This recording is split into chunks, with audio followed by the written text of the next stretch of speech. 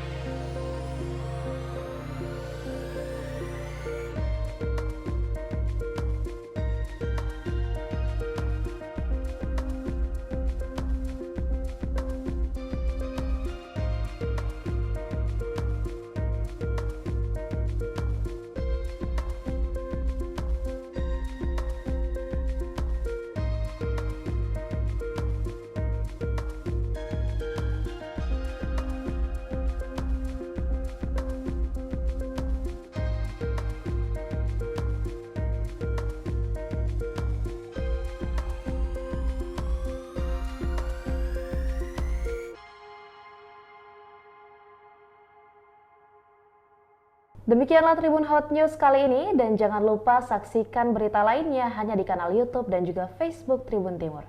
Terima kasih sudah nonton, jangan lupa like, subscribe, dan share ya!